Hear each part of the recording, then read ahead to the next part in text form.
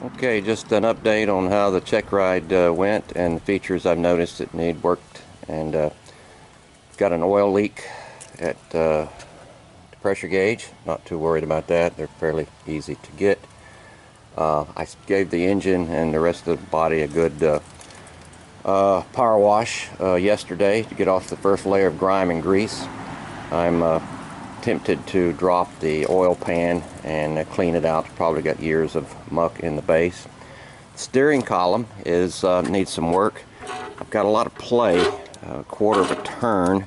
I don't know how much I'm supposed to have, and this steering mechanism is loose and it's probably all rusted out underneath. I doubt if it's been greased in ages. The engine still runs very smooth, but it's a cold engine, meaning it doesn't like operating, or at least under torque, until it's warmed up, and so I'm learning about that. The generator I took off some time ago. Get the shadow out of this. Some time ago. It needs to be completely rebuilt, and there's a gentleman in Germantown who is going to do that for me. I could do it, but I don't really feel like messing with it. The exhaust manifold and intake manifold, as you can see, the pipe is completely rusted into the exhaust manifold. I need to get that out.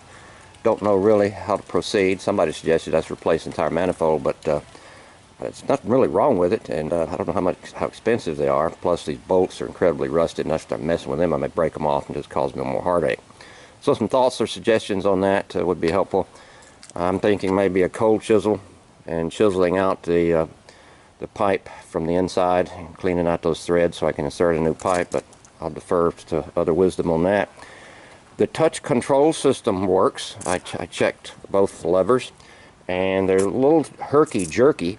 I mean, they weren't really smooth, but I shouldn't be too surprised, so I'll need to examine that. All the wiring will need to be replaced and put in with new wiring there. The power takeoff works. I went through the sequences with that. Also, the third and fourth gears also work just fine. So that's what I'm up against. But I got it running now and get it in and out of the garage when I want to. I think one of the first things I'll do is, because it looks like it's pretty simple, is repack the front wheel bearings, make sure I've got adequate grease there. So any thoughts or comments would be appreciated. All for now.